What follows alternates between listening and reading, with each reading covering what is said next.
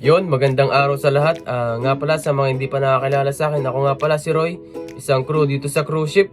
Gumagawa ako ng video para makapagbigay ng idea, impormasyon at makatulong na rin sa mga gusto mag-apply dito sa cruise ship. At maipakita talaga yung tunay na buhay dito sa cruise ship. Bale, ang pag-uusapan natin ngayon, yung tanong ni Miss Kathleen Marie Caborda. Bale, ang tanong niya kung may salon ba or spa dito sa cruise ship. O tara, pag-usapan natin at babanggitin ko yung mga pwede nating applyan na agency sa Pilipinas para sa mga nagtatrabaho sa spa at saka sa salon. Kaya kung bago ka sa pagbabarko, para sa iyo itong video na to. Let's go! So ayun na nga, may spa or salon ba dito sa cruise ship? Ang sagot, yes po, may spa at saka salon po dito sa cruise ship. At magbabanggit ako ng trabaho o posisyon sa spa na pwede nating applyan papunta dito sa cruise ship. Paalala lang, ang mga babanggitin kong mga trabaho o posisyon dito sa cruise ship ay maaaring magkakaiba. Depende sa cruise line at ang kanilang mga serbisyo. So kaya kung nagtatrabaho sa spa or salon, ito na yung pagkakataon mo para makapagtrabaho dito sa cruise ship. Meron tayong spa therapist dito.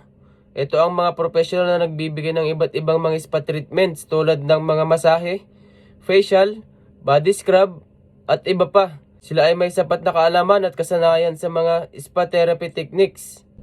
Meron din pala tayong beauty therapist dito. Ito ang mga professional na nagbibigay ng iba't ibang mga beauty treatments tulad ng mga facial, manicure, pedicure, waxing at iba pa.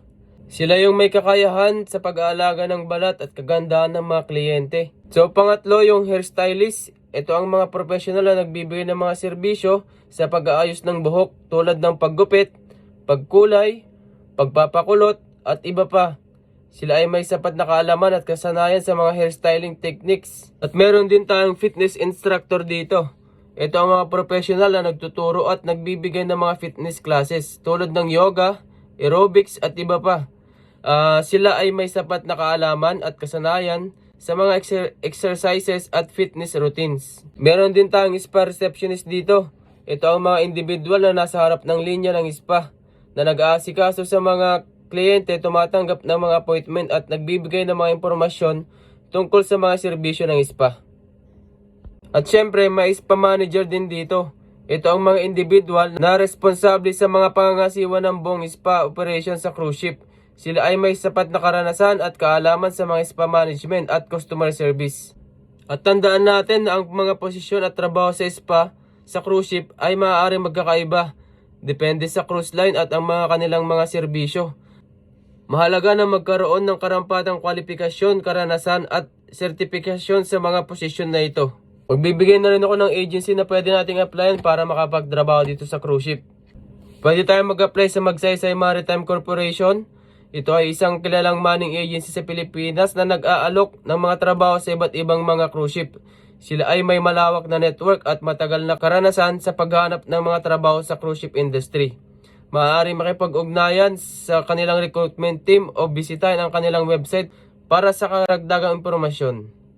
Pwede rin tayo mag-apply sa CF Sharp Crew Management. Ito ay isang sikat na manning agency na nag-aalok ng mga trabaho sa cruise ship. Sila ay mayroong malawak na network at matagal na karanasan sa paghanap ng mga trabaho sa cruise industry. Pwede rin tayo mag-apply sa Philippine Transmarine Careers or PTC. Ito ay isang kilalang manning agency sa Pilipinas na nag-aalok ng mga trabaho sa cruise ship.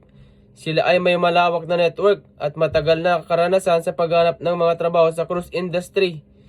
Maaari makipag-ugnayan sa mga kanilang recruitment team o bisitahin ang kanilang website para sa karagdagang impormasyon. Malagang tandaan na ang mga trabaho sa cruise ship ay maaring mayroong mga kwalifikasyon at proseso na iba sa ibang mga trabaho. Mahalaga rin na mag-ingat sa mga posibleng peking recruitment agency o job offers. Siguraduhin na ma-verify ng mga impormasyon at sumangguni sa mga lehitimong mapagkakatiwalaang ahensya. So ayun lang, sa mga gusto magtrabaho dito sa cruise ship, lagi kong sinasabi kapag nag-a-apply kayo, kailangan nyo ng mahabang pasensya sa paghihintay kasi hindi ka basta-basta makakasampa dito. Hindi ka tulad sa land-based na pag may passport ka tsaka visa ka, pwede ka na kaagad umalis. Dito may mga training pa tayo, may mga papeles pa na asikasuhin. So yun lang naman, at pag nakasampa ka na, worth it naman yung mga pagod tsaka paghihintay mo. Kasi kumikita ka na, Nakakapasyal ka pa sa mga iba't ibang lugar at iba't ibang bansa. At sa mga nagme-message po sa akin na nagtatanong at maraming salamat po sa mga katanungan ninyo.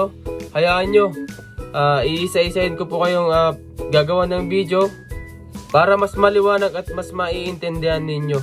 Kasi sobrang dami po nagme-message sa akin, hindi ko po kayang sagutin kaagad-agad.